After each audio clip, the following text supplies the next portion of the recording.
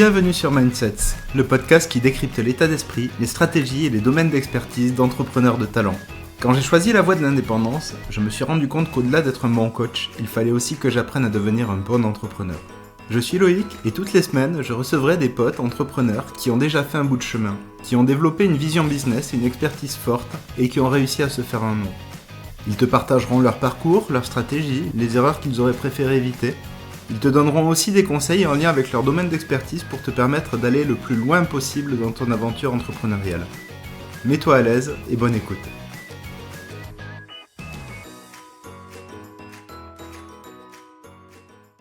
Bienvenue dans l'épisode, je crois que ça va être l'épisode numéro 3 avec Sarah. Donc aujourd'hui, je reçois Sarah Saidi. Sarah, c'est un petit peu la Rolls-Royce de la respiration. Et sans plus tarder, en fait, je vais te laisser te présenter, Sarah. Loïc, je sais que tu as lu mon livre parce que c'est la punchline que j'ai utilisée sur la 2e ou 3e page du bouquin. Donc merci pour ça. Donc je m'appelle Sarah avec 2 R. Je m'intéresse à la respiration rythmique. Donc c'est une forme de respiration qui se fait en musique. Et avant cela, j'ai travaillé pendant près d'une dizaine d'années dans le milieu de la banque finance. Et petit à petit, j'ai commencé à tester des choses. Et aujourd'hui, je suis à plein temps sur mon projet qui gravite toujours autour de la respiration, sous des formats différents, de cours en ligne, de cours en entreprise, d'animation d'événements. Et je prends un malin plaisir à aider les personnes à se sentir mieux dans leur tête et dans leur basket grâce au propre pouvoir de leur souffle. Tu dis avant je faisais autre chose. Justement, ça a été quoi le point de bascule entre autre chose et la respiration ? C'est pas venu du jour au lendemain. J'ai fait des études en ne sachant pas trop vers quoi m'orienter. Un peu comme tous ces étudiants ou ces élèves qui avancent en se disant je verrai l'année prochaine, je verrai plus tard, et incapable de décider en fait d'un avenir professionnel tant que je n'avais pas testé. Et donc je me suis toujours dirigée vers des choses très généralistes comme de l'audit, comme du conseil, comme des projets. Et je me suis rendu compte que tout ça manquait de tangibilité. Enfin, je veux dire, pour moi, au quotidien, la difficulté d'avancer sur des projets qui n'aboutissent pas toujours ou des projets où on passe beaucoup de temps en réunion avant de vouloir décider. Enfin, il y a une certaine pesanteur que je n'ai pas réellement appréciée dans le monde de l'entreprise. En 2018, je vis un moment très difficile. J'ai toujours refusé de placer le mot burn-out, mais je pense que j'étais à -1 d'en faire un. Et comme dans un élan de survie, j'ai quitté la banque dans laquelle je travaillais pour aller dans des structures qui étaient plus saines. Et c'est là où j'ai commencé à prendre soin de moi à nouveau. Et en fait, c'est en prenant soin de moi, en reprenant des cours de sport, des cours de théâtre, en voyageant, cette fois-ci pour le loisir et plus pour le professionnel. Mais en fait, petit à petit, je me suis redécouvert des hobbies. Et c'est en parallèle de mon salariat que j'ai commencé à lancer un side sur l'année 2021. D'accord. Donc le side, c'est seulement en 2021 ? Oui. Le side, j'ai commencé à me former. Donc, pour les personnes qui ont envie d'avoir des repères, je me suis formée à la sophrologie, je me suis formée à l'hypnose, je me suis formée à la PNL et je suis ravie d'être avec toi sur cet épisode, Loïc, parce que tu es l'un des top of mind PNL, évidemment, sur LinkedIn. Et au breathwork, donc qui est une forme de respiration intensive qui amène des états modifiés de conscience. J'ai un peu remixé tout ça à ma sauce. Et j'ai rendu la respiration, souvent je rigole en me disant j'ai essayé de créer la respiration, à la Zumba de la respiration, parce que c'est un peu ça. C'est-à-dire que c'est accessible, c'est bonne humeur, c'est coloré, il y a de la musique, il y a une bonne ambiance, les gens viennent comme ils sont, pas de jugement. Et c'est cet environnement-là que j'avais envie de créer. Tu sais identifier au départ, tu te souviens de la forme que ça prenait, ton side au départ, la vision que tu en avais quand tu t'es lancée ? Je n'avais aucune vision. Comme j'étais sophrologue, enfin je suis toujours sophrologue, mais comme j'avais uniquement la casquette sophrologie à l'époque, en fait pour moi c'était faire des consultations d'1 heure, des consultations donc de sophrologie et c'est tout. Et je me disais peut-être qu'un jour j'ouvrirai un cabinet. Le problème que j'ai eu, c'est que je ne voulais pas sortir d'une case pour rentrer dans une autre. Et pour moi, la stimulation intellectuelle et la créativité étant très importante, j'ai pris la sophrologie, j'ai essayé de la réinventer. Et c'est un peu...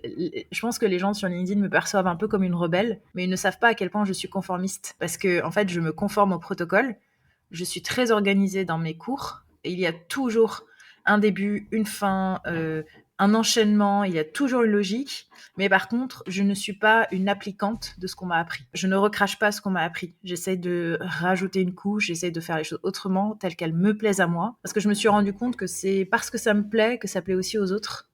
Et surtout dans nos métiers d'accompagnant et d'accompagnement, plus nous, on va aimer s'épanouir dans ce qu'on fait, et puis on va le transmettre.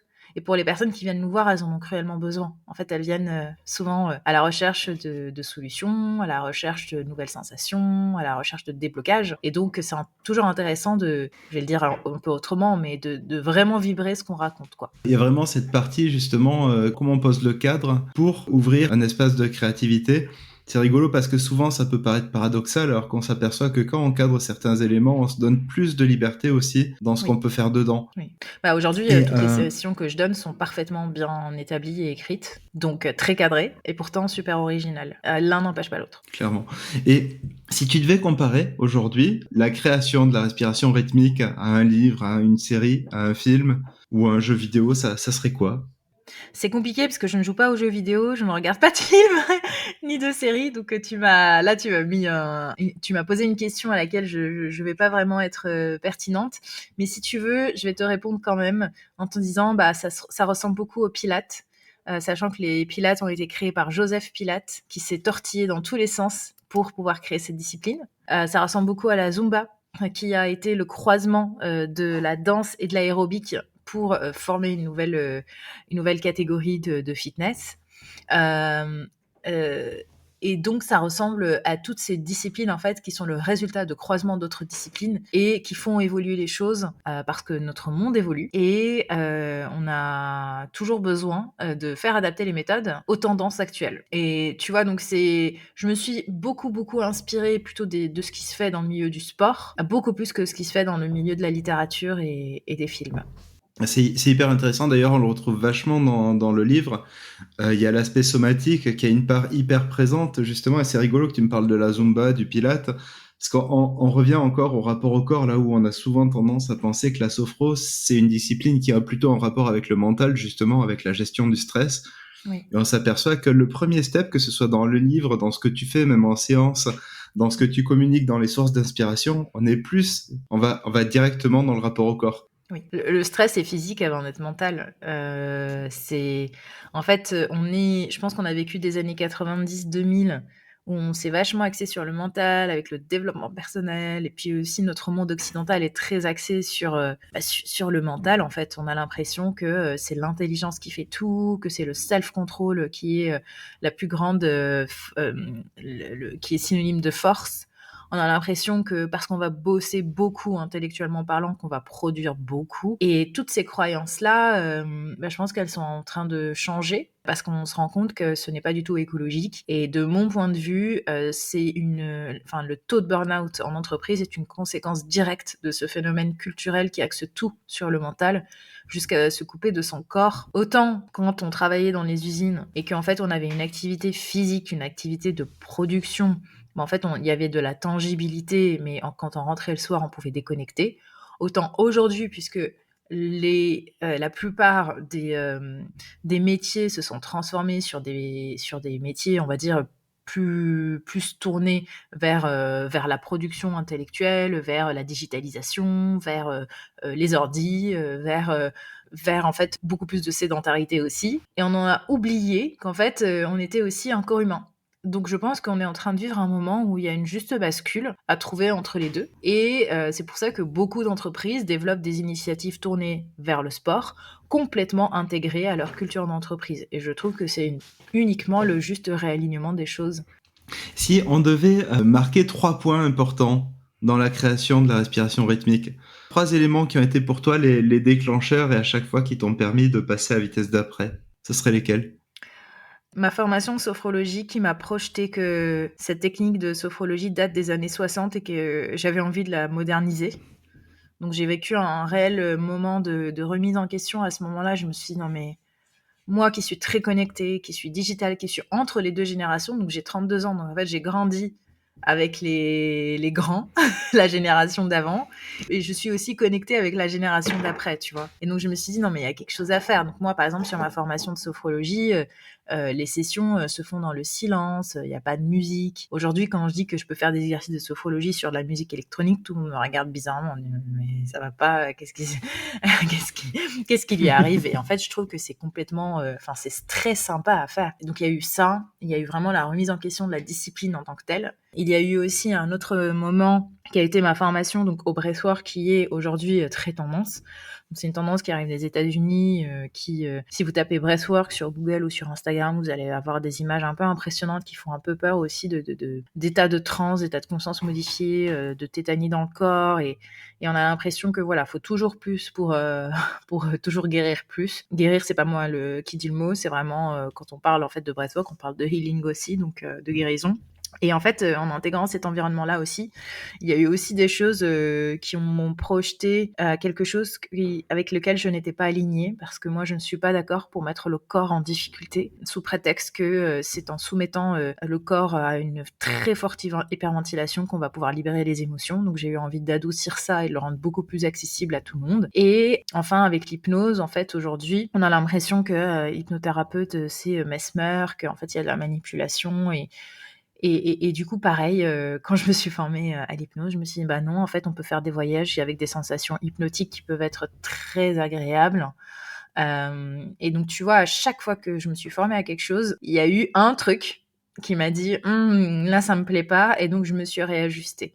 Et donc, c'est en réajustant à chaque fois ce que j'avais appris que finalement j'ai fini par créer mes propres cours. Juste pour être intellectuellement au clair, en fait, respiration rythmique, c'est pas le nom de la marque. Respiration rythmique a toujours existé, c'est comme gymnastique rythmique, en fait, c'est un nom commun.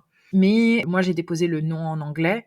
Mais en fait, la respiration rythmique, c'est la catégorie de respiration où je suis identifiée comme étant pionnière là-dessus, en fait. Donc, on est sur une sous-catégorie de la respiration consciente. Je sais pas si je parle en charabia, mais j'essaye de répondre avec précision, parce que je sais que ton audience, elle est aussi sensible à ce que tu fais, et donc va très certainement comprendre ce que je raconte.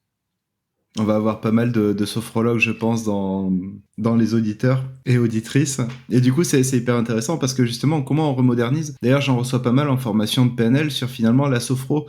C'est bien, mais on est dans une époque où les personnes ne font pas les exercices d'ancrage au milieu. En fait, j'ai beaucoup de sophrologues qui me disent la sophro, c'est bien, mais on n'a pas de résultat. En tout cas, ce qui est hyper intéressant, c'est à la fois cette vision où on crée quelque chose, mais on le fait de manière à la fois méthodique, créative, sur la base des limites que tu as pu voir aussi dans les disciplines auxquelles tu t'es formé petit à petit, pour pouvoir rationnellement amener de nouveaux modes de travail sur la gestion des émotions, du stress. Les principales difficultés que tu as rencontrées, que ce soit les difficultés internes ou externes. Difficulté interne, clairement assumer ce que j'étais en train de faire. J'ai un background de bon élève qui rentre dans la case, quoi. Je n'ai jamais été une rebelle qui remet en question les choses. Là, ça s'est un peu imposé à moi parce que ça vient d'une forte conviction, en fait. Je me suis dit, je vais me faire confiance. C'est très dur de remettre en question les choses. Et je pense que ça s'est fait progressivement parce que à chaque fois que je donne cours, en fait, je me dis, mais c'est exactement comme ça que j'ai envie d'agir, c'est exactement comme ça que j'ai envie de travailler. Et le fait de donner des cours 2, 3 fois, 4 fois par semaine, en fait, ça me garde dans c'est comme ça que j'ai envie de bosser. Donc ça me réaligne toujours et je suis super ancrée toujours sur ce que je fais. Donc ça me permet de surmonter cette difficulté intérieure. Hein. Et encore aujourd'hui, des fois, je fiche, je me dis, mais qui suis-je pour aller, tu vois, remettre en question des pratiques ou moderniser des disciplines, etc. Et à chaque fois, je me raccroche à Joseph Pilate, à chaque fois, je me raccroche à tous ces créateurs, en fait, qui se sont dit, non, en fait, on va accompagner le maximum de personnes, et si ça fait du bien, à un maximum de gens, pourquoi pas, en fait. Donc, il y avait ça, et la difficulté extérieure, je dirais, c'est qu'aujourd'hui, dans le milieu du bien-être, tout est siloté, il y a de plus en plus de méthodes, et chaque personne se tire la couverture, et la sophrologie est meilleure que l'hypnothérapie, et la PNL est meilleure que l'hypnose, et l'hypnose est meilleure que la naturo. Et en fait, il y a cette ambiance que personnellement je n'apprécie pas, et donc que je rejette. Et du coup, je suis vraiment comme une vraie freelance, totalement en freestyle. Et donc, je suis en roue libre en fait dans mon secteur. Et d'ailleurs, je pense que les sophrologues ne m'ont pas identifié comme sophrologue, que les hypnothérapeutes ne m'ont pas identifié comme une hypnothérapeute, et que les coachs en breathwork ne m'ont pas identifié comme une coach au breathwork. Et j'ai choisi de garder la case respiration qui, elle, est universelle et qui me correspond beaucoup plus.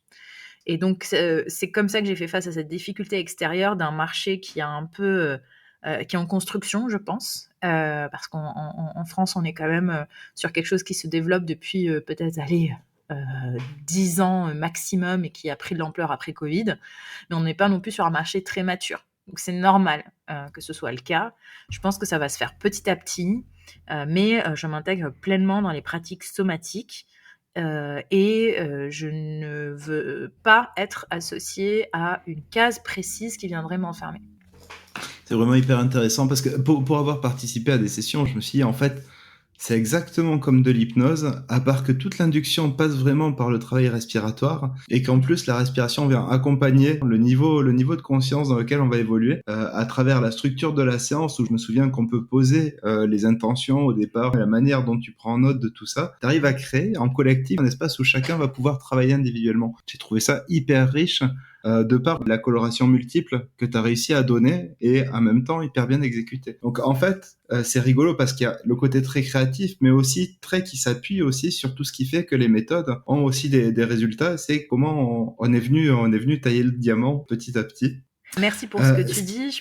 J'en profite juste pour rebondir parce que, un, ça me fait plaisir. Et deux, en fait, je pense qu'en faisant ce que je fais, et ça me tient aussi à cœur, j'espère pouvoir autoriser beaucoup d'accompagnants, beaucoup de coachs, beaucoup d'indépendants, beaucoup de thérapeutes à incarner ce qu'ils ont vraiment envie de transmettre. Et que parfois, en se faisant confiance, en fait, on est encore plus efficace. Et on est dans un milieu où les gens ont besoin de nos accompagnements. Et en fait, ce serait dommage de se brider sous prétexte que pendant une formation, un formateur a dit que. Parce qu'il n'y a aucune règle à part celle que l'on choisit de s'imposer. C'est pas pour rien que ton podcast s'appelle Ma Tête. Et en fait, c'est vraiment dans la tête, tu vois. C'est vraiment se dire quelle posture je vais adopter pour sécuriser mon cadre en étant capable d'argumenter, d'expliquer à tout moment et en même temps de pratiquer de la manière qui, moi, me semble la plus juste pour la personne en face. On retrouve la même notion dans les arts martiaux où justement on a 3 étapes dans le développement. Il y a d'abord apprendre la règle, la connaître, l'appliquer à outrance. Puis au bout d'un moment, se dire, tiens, finalement, je suis plus d'accord avec telle et telle partie, je vais commencer à casser la règle. Et ensuite, je deviens la règle. Et c'est ce moment où on peut s'intégrer justement en tant que personne dans sa propre pratique et où on peut créer quelque chose. Le gros problème que peuvent rencontrer certains, c'est est-ce que je connais suffisamment la règle pour pouvoir commencer à la casser un petit peu, pour en faire quelque chose, ou est-ce que je vais pas trop loin par rapport à mon stade de maturité? C'est une question qu'on se pose à chaque fois quand on sort un petit peu du cadre. Est-ce que c'est ok? Est-ce que je suis suffisamment carré dans ma pratique pour l'instant pour pouvoir commencer à être d'accord ou pas d'accord, ou est-ce que j'ai besoin d'affûter encore un petit peu? Car il y a toujours ce point de bascule un peu délicat à trouver. Qu'est-ce qui a fait qu'à un moment, tu as pu te dire, toi, tiens, je suis plus d'accord complètement avec la sophro, puis je suis plus d'accord complètement avec le breathwork? J'ai adoré ton illustration. En fait, c'est en pratiquant. C'est-à-dire que, en fait, ça n'a pas été une décision mentale pour moi. Comme je me suis lancée sur le collectif assez rapidement parce que j'adore le collectif, en fait, j'ai progressivement ajusté les choses. Aujourd'hui, ça se voit pas, mais ça s'est fait grâce à de multiples répétitions et des micro-ajustements basés sur les feedbacks que j'ai constamment récupérés des personnes qui ont assisté. Et souvent, quand je lance un nouveau modèle de cours, je fais participer des participants, je récolte des feedbacks et j'ajuste ensuite. Donc, si tu veux, c'est ce qui me sécurise aussi. C'est en me disant, je navigue pas à vue parce que, par exemple, j'ai eu l'idée un jour de tester tel type de musique sur telle partie de la séance, guidée de telle manière. Non, je l'ai appliqué tout de suite. Ensuite, j'ai vu. Et sur un échantillon assez grand de personnes, en fait, en fonction des feedbacks, c'est super expérimental. En fait, moi, dans ma tête, je suis presque en train de mener une étude à taille réelle. Et puis, c'est très sécurisant de pratiquer un maximum. Moi, franchement, je pense qu'il y a des sophrologues et des hypnothérapeutes qui sont bien meilleurs que moi. Et c'est trop bien pour eux. Mais par contre, j'ai exécuté tellement de fois que effectivement, je suis devenue efficace sur mes cours. Donc, tu vois, je pense que comme dans les arts martiaux, la pratique, au bout d'un moment, elle te donne les résultats et elle t'aide à avancer par micro-étapes qui te redonnent confiance. C'est rigolo parce que quand tu le dis, finalement, c'est prendre du risque pour sécuriser. Oui, c'est exactement mon paradoxe, le paradoxe de ma vie, tu vois? C'est comme quand j'ai quitté mon boulot et que je me suis dit: «Allez, je vais me sécuriser en lançant», enfin, je voulais quitter mon boulot, mais je me suis dit: «Allez, je vais commencer par un side, donc je prends un petit risque, en même temps je sécurise». Tu vois? Je fais pas partie de ces entrepreneurs complètement fous qui jettent tout du jour au lendemain et qui Parce que je pense que voilà, j'ai peur du risque. Donc, et je pense que c'est pour ça que les personnes me font confiance aussi. Tu vois, il y a des personnes qui viennent à mes cours, donc en présentiel sur Paris, le format le plus intense de breathwork que je donne, mais jamais de la vie, en fait, ils iraient chez quelqu'un d'autre. C'est juste que comme ils sentent le côté carré, le côté je contrôle fric et le côté j'ai pratiqué 1000 fois rien que pour avoir déjà confiance en moi. Tu vois, j'ai beaucoup de personnes qui me disent franchement, ça fait très longtemps que j'ai envie d'essayer, ça fait très longtemps que je veux tester, j'ai regardé plein de trucs qui me font peur, mais je me suis dit que je pouvais te faire confiance. Et ça, pour moi, c'est un énorme feedback parce que ça veut dire que j'ai pu créer cette relation de confiance sur ma pratique, tu vois. Et ça, c'est parce qu'on a suffisamment incarné la pratique qu'on est capable d'envelopper le groupe. Et moi, il est hors de question que quelqu'un ne se sente pas en sécurité sur l'un de mes cours, par exemple. Tout à l'heure, tu me disais, la première difficulté, ça a été d'assumer ce que j'étais en train de faire. Oui. Commencer à prendre confiance. Et du coup, commencer à prendre confiance pour ensuite pouvoir dégager de la confiance, créer de la relation de confiance qui fait que les personnes viennent te voir. Ça a été quoi la première brique qui t'a permis de gagner de la confiance ou de te faire confiance ou de te faire un crédit de confiance? Un jour, j'ai organisé un cours depuis ma story sur Instagram. J'ai dit bon, bah aujourd'hui, il fait moche, c'est une journée pourrie, tout le monde est déprimé. J'avais des personnes en consultation individuelle déprimées. Et je me suis dit, bon, bah, on va lancer un truc sympa. Et donc, j'ai eu 20 personnes qui se sont inscrites. On s'est retrouvés sur Zoom. Et comme en fait, j'avais aucune attente de l'autre côté, j'ai fait à ma sauce. Et je pense que c'est vraiment le fait que ces personnes viennent me faire confiance. Alors même que, tu vois, j'avais pas fait de page de vente, j'avais rien fait. Juste, ils sont venus sur Zoom. Et je me suis dit, ah, c'est trop bien. Parce qu'en fait, ça m'autorise moi aussi, en retour, à proposer quelque chose, vu qu'il n'y a pas d'attente en face. Et les premiers feedbacks que j'ai eus ont été vraiment extraordinaires. Et donc, ce premier pool de 20 personnes, en fait, ont ma reconnaissance éternelle parce que ils m'ont autorisé à me lancer pour la première fois à ma guise, selon mes règles et selon la manière dont j'avais envie de les accompagner. Et à partir de ce cours, on a recommencé la semaine d'après et après, j'ai recommencé toutes les semaines. Donc, des fois, quand on a peur de faire des trucs, eh ben, on se dit, qu'est-ce qui me ferait peur? Bah, moi, ce qui me faisait peur à l'époque, c'était que quelqu'un me paye et en fait, s'aperçoive que c'est pas du tout ce qu'il attendait. Donc, en fait, j'ai retiré la barrière du paiement, tout simplement. En me disant, ils viennent tester. Et après, je l'ai rapidement mise, par contre, parce que quand j'avais validé ce que je faisais, je ne voulais pas non plus, parce que déjà dans le monde de la thérapie, de l'accompagnement, enfin c'est un monde qui est très compliqué parce qu'en France, les gens n'ont pas l'habitude de payer pour se faire accompagner. Si moi, mes cours deviennent toujours gratuits, on va jamais s'en sortir. Donc limite, je ne sers même pas le marché si je fais ça. Et donc une fois que j'avais validé sur 2-3 événements totalement offerts, une fois que j'ai eu 50 feedbacks, et ben en fait tout de suite j'ai pricé le cours et je l'ai systémisé, je l'ai décrit et après il fallait s'accrocher, tu vois. Il y a eu des sessions où j'avais 2 personnes, il y a eu des sessions où j'avais 20 personnes, il y a eu des sessions où j'en ai eu 50 et c'est comme ça. Faut simplement tellement, je pense, aimer ce qu'on fait qu'on s'accroche et les sessions où on a que 2 inscrits, ce sont vraiment les moments où il faut s'accrocher beaucoup plus que les sessions où on en a 50. De mémoire, d'ailleurs, c'est sur une session à 2 personnes que tu as décroché des gros contrats aussi, potentiellement, l'an dernier. Se dire, tiens, c'est pas parce que j'ai pas beaucoup de monde que ça vaut pas le coup de le faire. Oui, ça a C'est été vraiment une la histoire plus de belle kiff leçon au bout de d'un moment. Ah ouais, là, j'avais pris une claque ce jour-là parce que j'avais pas envie de donner ce cours. J'y suis allée à reculons. Je me suis dit, ça y est, je vais arrêter.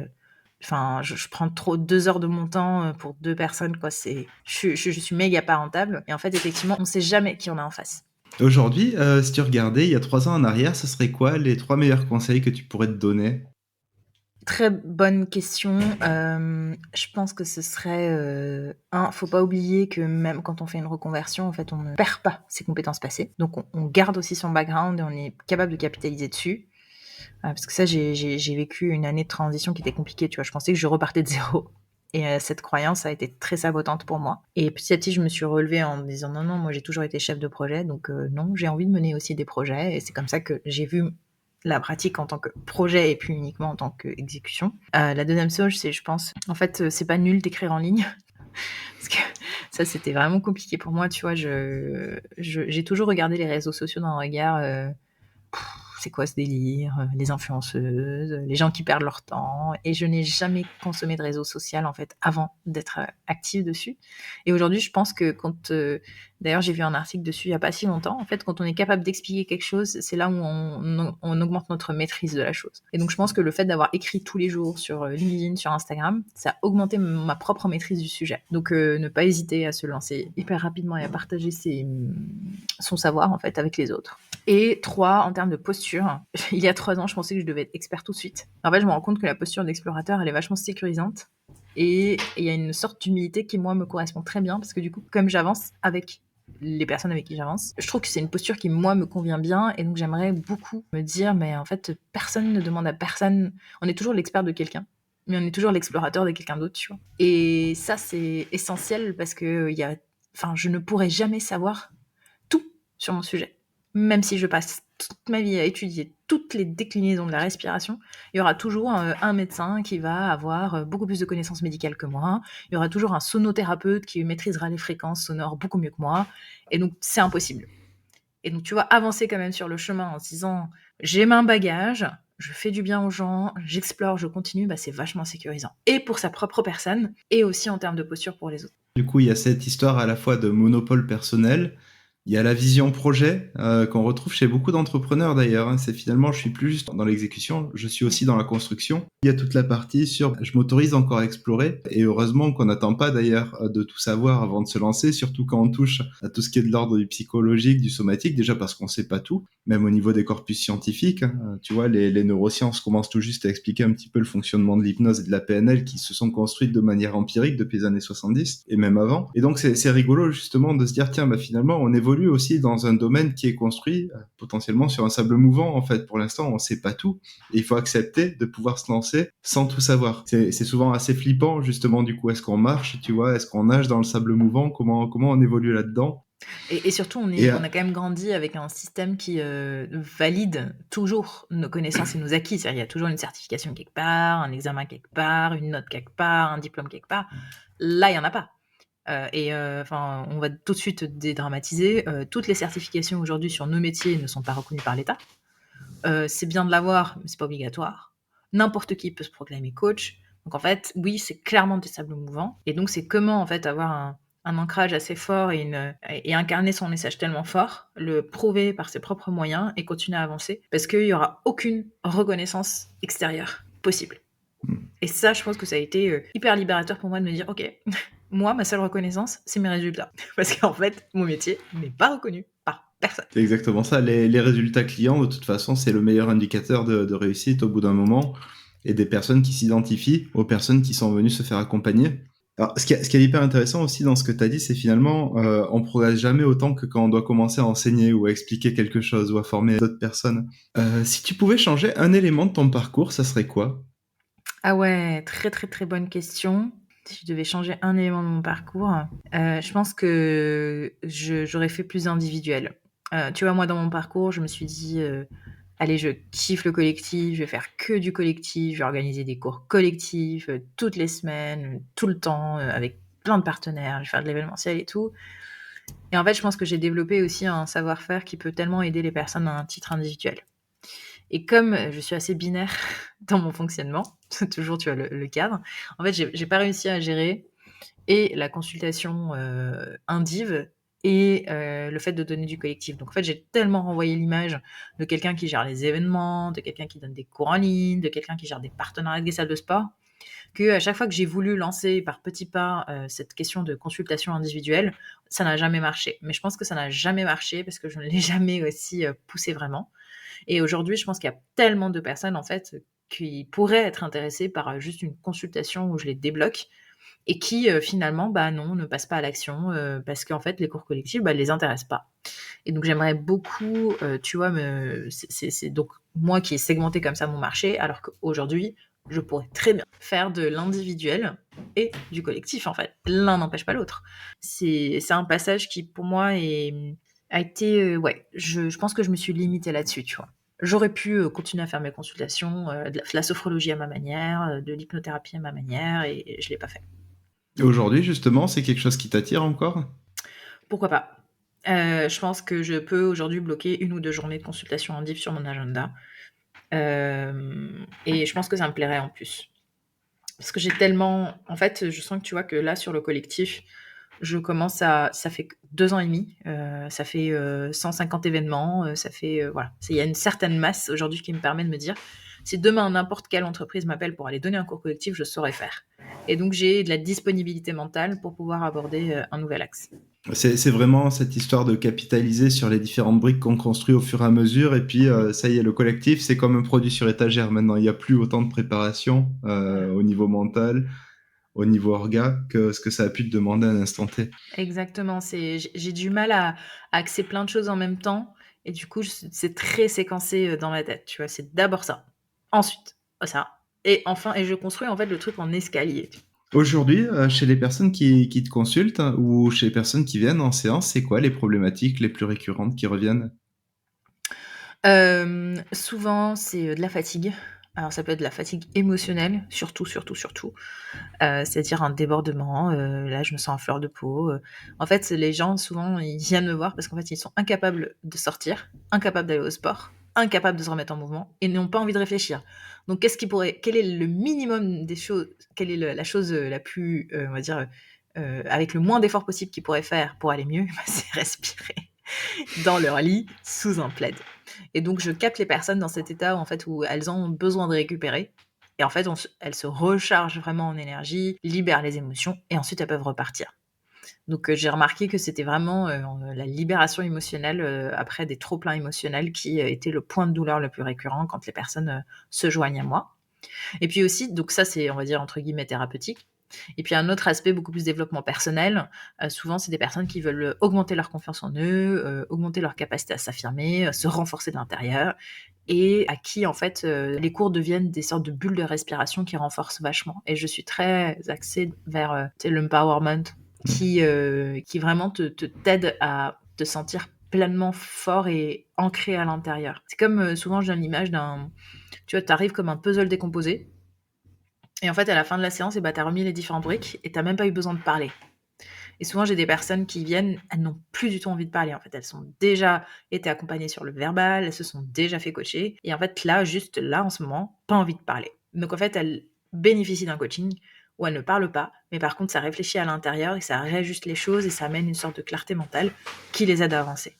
C'est vraiment une En histoire fait, de en fait le, remodéliser les perceptions.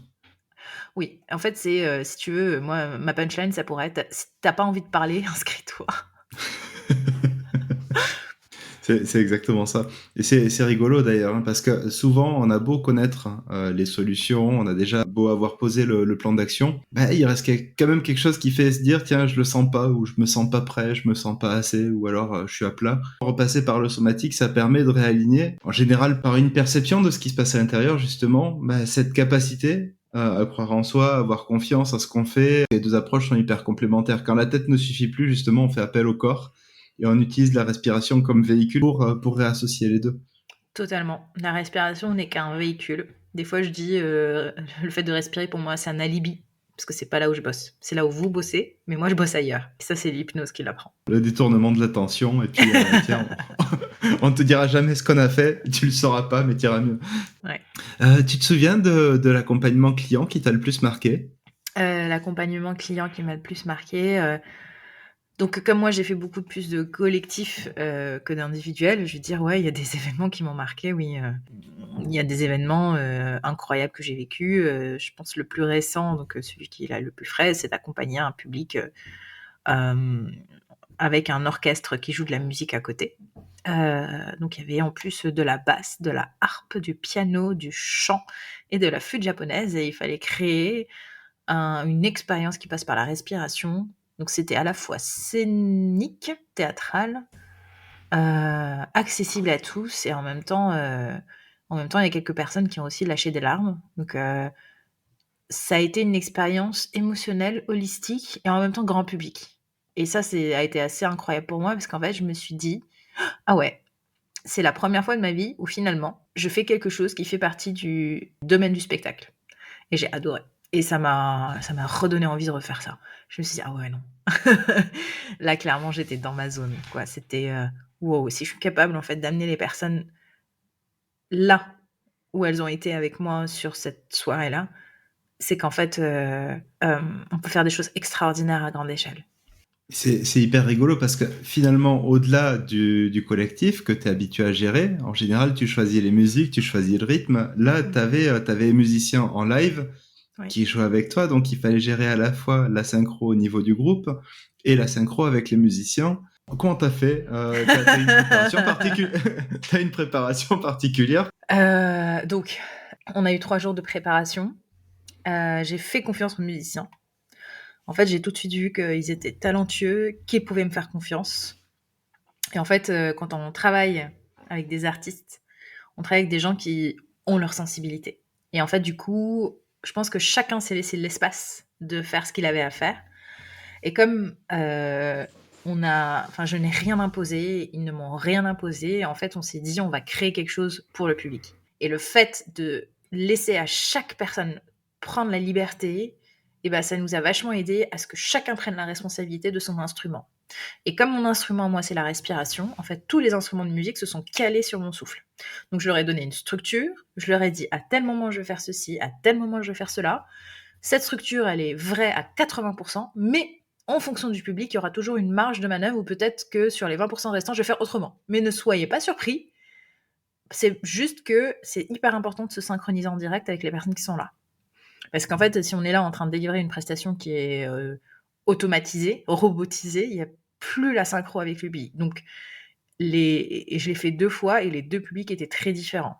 Le premier public était très discret, un peu sur la retenue. Le deuxième, plus ouvert, plus fatigué aussi parce que c'était en fin de journée.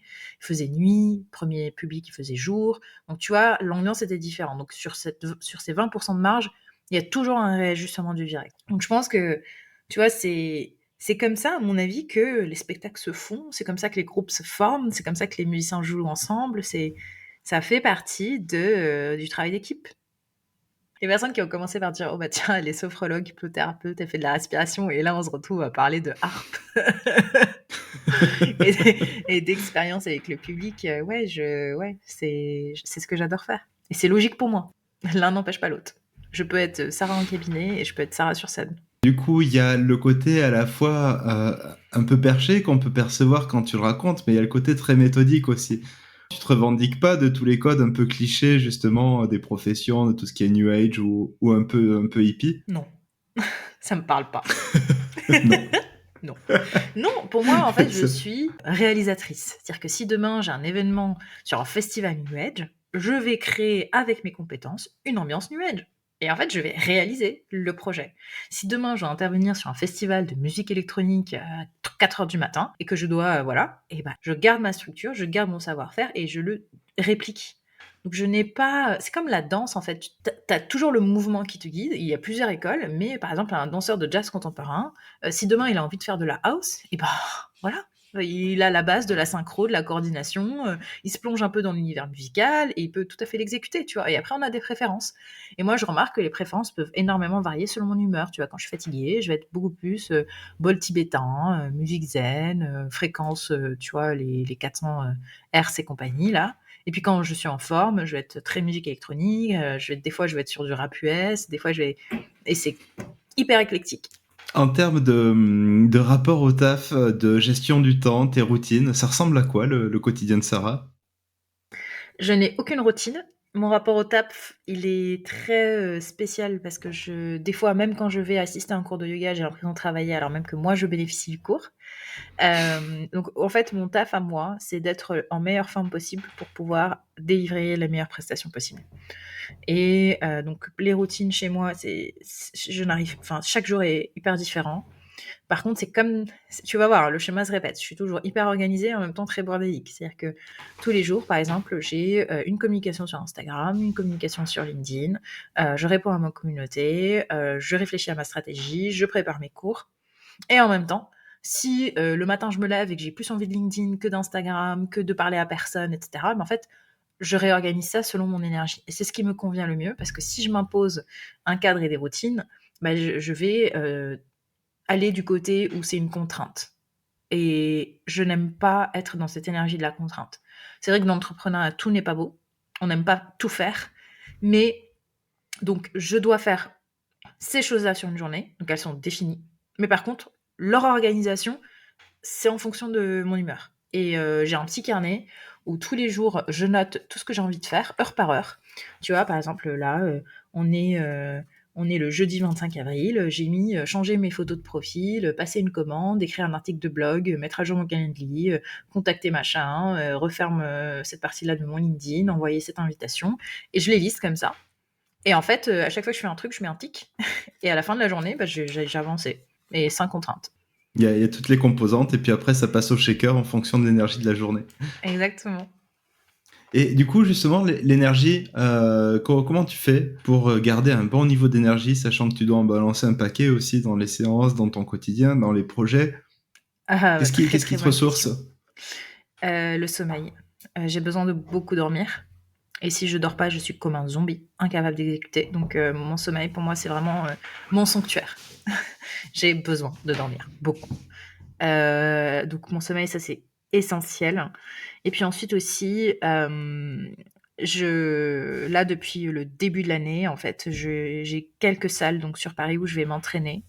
Et pour moi, ce sont des moments où j'ai pas mon téléphone, je coupe et je laisse le cerveau tourner sur des sujets de fond. Et en fait, je m'occupe de mon corps. Et le fait de s'entretenir, tu vois, physiquement parlant, et ben ça aide énormément. Et j'ai été beaucoup plus productive depuis que je fais ça que sur une période où j'ai pu être devant mon PC toute la journée, 7 jours sur 7. Parce que ça m'est aussi arrivé, tu vois.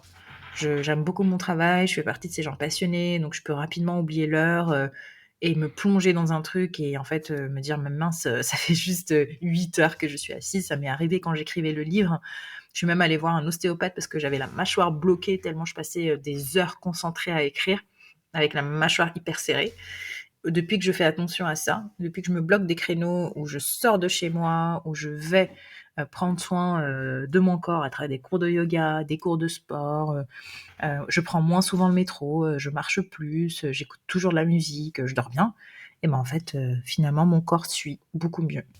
C'est quelque chose qu'on retrouve beaucoup chez les entrepreneurs. Pendant longtemps, on se dit il faut que j'avance vite, on travaille beaucoup, et puis au bout d'un moment, on se blesse, on a mal au dos, on dort Ouais. moins bien, on a moins d'énergie, finalement, on perd en efficacité. Et c'est rigolo comment la plupart des entrepreneurs, après quelques années, se remettent à faire attention à eux. Oui, C'est-à-dire, si je veux que ça tienne sur la durée, il va falloir que j'en prenne soin aussi du véhicule. totalement. Aujourd'hui, tes prochains challenges, tes prochains objectifs, c'est quoi? Faire le maximum d'événements inoubliables, voilà. Ça, c'est vraiment mon objectif de cœur. Et sur le chemin, si j'arrive à ouvrir des créneaux individuels aussi, je pense que je pousserai cette option-là pour aider, en fait, tout simplement, parce qu'on est des métiers avant tout accompagnants. Et Sarah l'artiste, elle peut intervenir sur des événements de temps en temps, tu vois. Mais il y a aussi la Sarah du quotidien qui aide les personnes à dégager le stress, l'anxiété, peut les accompagner à se sortir des burn-out, de dépression et de passages compliqués. Les critères d'un événement inoubliable? Un setup technique génial qui a une bonne capacité sonore parce que c'est très immersif. Tu vois, il faut vraiment que la musique, quand par exemple je travaille avec une régie, un ingénieur son, alors là je sais que ça va envoyer du lourd. Deux, ça va être le type d'événement et le type de personne que je vais avoir en face.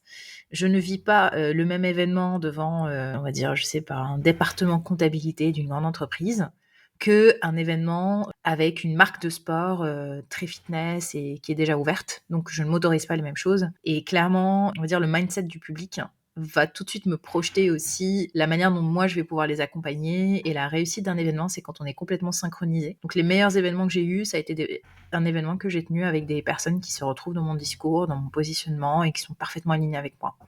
C'est exactement ce qu'on dit dans l'entrepreneuriat. Tu t'alignes avec ta cible, tu bosses avec les personnes avec qui tu kiffes bosser. Si tu es à côté de ta cible, bah juste tu passes un petit moment de souffrance et puis après tu introspectes et tu réajustes. Et là c'est pareil. Tu vois, je reprends toujours l'exemple des artistes. Tu peux être, je sais pas, pianiste, bosser dans un bar de jazz et en fait tu kiffes ton truc. Si tu arrives avec un piano dans une gare où tout le monde s'en fout, et bah t'auras pas la même énergie. Il faut s'accrocher, peu importe les ambiances. Parce que ça, j'en ai beaucoup parlé aussi autour de moi, notamment à chaque fois que j'ai eu l'occasion de croiser profs de chant, musiciens, enfin des personnes qui ont l'habitude de faire des performances en public.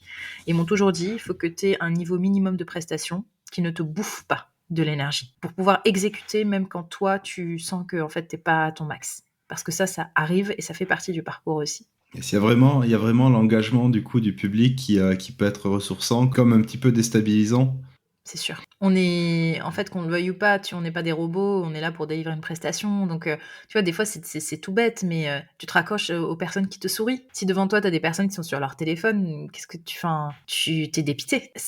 On reste vraiment dans une sorte de communication humaine, sauf que là, la communication, elle passe par le fait de guider par le souffle. Mais c'est exactement la même posture. Et donc, mon enjeu à moi, c'est toujours sur la première minute, cadrer le truc. Et si je réussis ma première minute, je sais que le reste va bien se passer.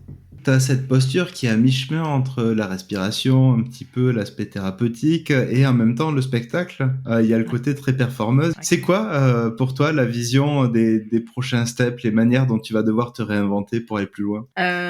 Bousculer le milieu du bien-être pour le rendre accessible à tous à travers des formats originaux. C'est-à-dire qu'aujourd'hui, je pense que la thérapie, ce n'est plus juste en cabinet. Je pense que n'importe quelle activité, marcher, écrire, sculpter, dessiner, danser, c'est une forme de thérapie. Et donc, pour moi, c'est juste aller un peu bousculer ce milieu qui reste un peu enfermé et dire non. En fait, on est capable d'assister à un spectacle et sortir de là.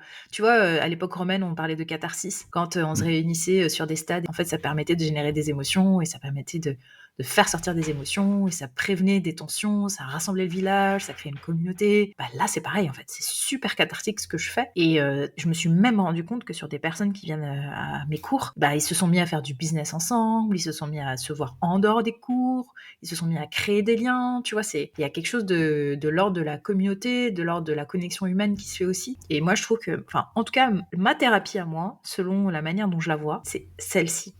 Et c'est ce que j'aurais aimé trouver à l'époque où moi je la cherchais et que je filais de cabinet en cabinet en cabinet et que moi-même j'en ai eu marre de parler. J'avais juste besoin de danser, de sortir, d'écouter de la musique et de prendre soin de moi. Il y a des activités justement qui ont plus d'effets thérapeutiques que certaines thérapies. Et ce qu'il y a d'intéressant, c'est trouver cette zone qui te correspond. Et de ton côté, de ce que je note en filigrane, il y a la modernité, il y a la liberté, il y a la créativité. Il y a le fait aussi de pouvoir la rendre accessible et pouvoir ajuster la thérapie aux personnes qui sont en face et pas l'inverse. Oui. C'est aussi ce qu'on recherche, tu vois, dans la plupart des disciplines, même si entre ce qui est dit, ce qui est prôné et la manière dont c'est parfois exécuté, on voit quand même pas mal de décalage. C'est-à-dire, finalement, j'ai un cadre de référence, il faut absolument que la personne rentre dedans, sinon ça marche pas. À ce moment-là, est-ce que c'est le bon cadre de référence ou est-ce qu'on peut l'adapter pour faire en sorte qu'il corresponde mieux à la personne? Comment on peut aider la personne à aller plus loin sur la base de là où elle en est? C'est là où l'importance en fait du premier échange intervient. C'est-à-dire que moi, si demain j'ai quelqu'un qui est intéressé par une séance de sophrologie, bah, je vais délivrer une séance de sophrologie en fait. Et là, je suis bien contente d'avoir fait toutes ces formations. Parce qu'il ne faut pas croire que je les ai faites pour ensuite faire ma sauce. Non, pour moi, c'est des bases solides. Je définis le cadre avant. Par contre, si quelqu'un vient à un cours collectif que j'organise, bah, ça va être mes règles. Si quelqu'un vient pour une demande spécifique pour un événement et que, je sais pas moi, par exemple, une entreprise veut un cours de méditation, eh ben, je vais faire ma méditation. Et là, c'est juste de la com, en fait. On est capable de délivrer. Moi, tu vois, tant que tu me donnes un besoin, j'exécute pour répondre à la demande. Et le cadrage, ça fait partie du cadrage. C'est exactement comme en coaching. Il y a toujours un moment de cadrage avant. Parce que sinon, on est hors cadre. Et là, c'est même pas la faute de la personne, parce que les gens s'en fichent en général. Tu vois, moi, j'ai jamais vu quelqu'un qui, au bout d'un moment, au bout d'une session de sophrologie, je sais pas moi, on fait un exercice qui est plutôt tourné vers la sonothérapie et qui me dit attention, là, c'était pas de la sophro, t'es en train de sortir du cadre. Tu vois, non, les gens, en général, ils te font confiance, tu vois. Clairement, la plupart du temps, ils savent pas ce qu'on fait, ni pourquoi on le fait, ni quelles sont les bonnes règles en fait. C'est On revient de toujours au quoi la résultat. personne a besoin. Ton but ultime, le Graal, la lumière au bout du tunnel, c'est quoi? Me faire inviter pour l'ouverture des JO. Un petit appel s'il y en a quelqu'un qui est dans l'orga des JO. On met les casques Silent Disco sur toute la place de l'hôtel de ville et on crée un truc incroyable sur les bords de Seine. Dans tous les cas, s'il y a un auditeur qui est dans l'orga des JO, on mettra les coordonnées de Sarah dans la description de l'épisode. Je te jure, au fond de moi, je suis sérieuse. J'ai tellement envie Oui, de le non, faire. mais je le sais, c'est un vrai appel. Hein. Attention, c'est pas une blague. Qu'est-ce qui te rend le plus fier aujourd'hui? De m'éclater tous les jours. Parce que ma souffrance, elle est quand même venue de là. C'est-à-dire que j'ai résolu le fait de subir mon quotidien. Et c'est cette équation-là que j'ai cherché à résoudre. Et aujourd'hui, je m'éclate. Je ne vois pas le temps passer. J'adore faire ce que je fais. Et c'est vraiment cette notion de plaisir que j'ai retrouvée dans mon travail. C'est comment bien poser le problème dès le départ pour trouver les bonnes solutions. On arrive sur la fin de l'épisode. Alors, première question, t'aimerais bien que je reçoive qui ensuite sur ce podcast que t'aimerais bien écouter? Je pense qu'une certaine Floriane Bobet serait très pertinente sur ton podcast. Ça marche. Elle a eu l'occasion aussi de me voir évoluer et de m'accompagner. Donc, à mon avis, en plus, elle est très câblée mindset et je pense qu'elle pourrait être vraiment pertinente aussi dans notre écosystème d'entrepreneurs. Quelle question j'aurais pu oublier de te poser et tu sais que la réponse aurait pu aider nos auditeurs dans leur parcours entrepreneurial? Je réfléchis. Je pense qu'il y a une question qui aurait pu m'aider moi il y a 3 ans, donc je pense qu'elle peut aider aussi beaucoup de personnes qui nous écoutent sur leur parcours. C'est comment on sait qu'on est au bon endroit et qu'on peut se faire confiance pour avancer tel qu'on en a envie. Et ça, c'est une vraie question parce que je vois beaucoup d'accompagnants qui enchaînent les formations, qui sont toujours là pour remplir et qui à aucun moment se disent bah non, c'est suffisant, je me fais confiance, j'avance, je digère déjà, j'intègre, je m'ancre. Et je pense que c'est bien de pouvoir faire de son mieux, mais comment on sait qu'on est à notre place? Et ben en fait, tout simplement, quand les gens qui commencent à graviter autour de nous, en fait, ils deviennent réceptifs et ils comprennent. Et tant qu'on se sent incompris, c'est qu'on a mal expliqué. Et moi, ça a été extrêmement libérateur pour moi de me dire, en fait, quand les gens comprennent pas ce que je fais, c'est que j'ai mal travaillé ma com. C'est qu'il y a un truc chez moi, en fait. Et donc, j'ai arrêté de porter la responsabilité chez les autres et j'ai remis la responsabilité à ma place. Et après, ça allait mieux. Et aujourd'hui, je fais que sensibiliser. Et les personnes à qui ça parle viennent, les personnes à qui ça ne parle pas passent leur chemin. C'est rigolo d'ailleurs comment on communique. Si on communique mal, est-ce qu'on est vraiment au bon endroit? Est-ce qu'on aime vraiment ce qu'on fait? Seule la personne peut avoir la réponse. Il y a des personnes aussi qui projettent une image de pas avoir confiance en eux. Tu vois, par exemple, les personnes qui sont très scientifiques, les chercheurs, ils vont toujours parler au conditionnel, dans le doute. Et ça se trouve, ils ont super confiance en eux. Par contre, tu vas avoir des profils très affirmés. Ils vont dire ah, moi, ça, j'adore. Mais en fait, 2 mois plus tard, ils changent complètement de truc et tu es incapable de prévoir. Donc, je pense que c'est super. Justement, quand on se reconnecte en fait à soi-même, on sait. Et le corps ne ment jamais, tu vois. Je pense que, tu vois, j'ai procrastiné aussi l'individuel parce que j'avais pas encore trouvé le bon angle. C'est tout. C'est que j'avais pas envie de rentrer à la case. Donc, c'est pour ça que pendant 2 ans, je l'avais pas fait, c'est tout. Donc, tu vois, il y a toujours cet aspect de je me recentre et je suis honnête et sincère avec moi-même au maximum. Les gens qui nous ont écoutés jusqu'à présent, comment ils te retrouvent sur les réseaux sociaux? Et Sarah pour avec quelles 2 raisons R. ils pourraient avoir envie de te retrouver? Bah, l'ambiance est sympa. On fait des trucs un peu fous. Il y a des événements cool. La musique est bonne. Tu vois, c'est comme quand, je sais pas, t'as ton bar préféré, t'y vas. Tu vas. Tu vas, tu te poses. Donc, ouais, Sarah avec 2 R. Et puis, je suis, en général, quand on tape sur Google, sur LinkedIn, sur Instagram, sur ma newsletter, j'ai fait en sorte d'être accessible au maximum pour les personnes qui sont en recherche. On mettra toutes les coordonnées dans la description de l'épisode. Totalement. Du coup, pour les gens qui veulent venir assister à une séance, Eh ben, je donne des cours sur Zoom les mardis soirs et les jeudis midi. Et j'interviens en présentiel sur Paris les samedis. parfait. Qu'est-ce qu'on peut te souhaiter sur les semaines, les mois, les années à venir? Que de plus en plus d'agences d'événementiel et d'entreprises m'identifient comme étant la personne qui est capable de faire vivre des choses extraordinaires au public et que justement je puisse offrir ce genre d'expérience au maximum de personnes. Parfait. On va te souhaiter un maximum d'expériences du coup. Et justement, des expériences inoubliables. Merci d'avoir été mon invité, Sarah. Ça m'a fait hyper plaisir. C'est moi et je suis hyper honorée d'avoir été l'invitée d'un pro de la PNL. Je me suis par moments aussi sentie coachée, donc c'était introspectif pour moi et c'est trop cool. Merci beaucoup. Merci à toi, Louis. Et hop, tu viens d'écouter l'épisode numéro 3 de Mindsets. C'était Sarah Saidi qui nous a parlé de son parcours et de la manière dont elle a créé sa propre discipline autour de la respiration. Tu pourras retrouver toutes ces coordonnées en description de l'épisode. J'espère que tu as passé un bon moment et que l'épisode t'a donné des idées et des clés à exploiter dans ta vie comme dans ton business. La semaine prochaine, je recevrai Cédric Costa qui nous parlera de marketing inbound ou de comment devenir un aimant client. D'ici là, sens-toi libre de nous poser toutes les questions que tu pourras avoir sur les réseaux sociaux et de laisser un avis ou un commentaire sur ta plateforme d'écoute préférée. Très bonne semaine et à la semaine prochaine.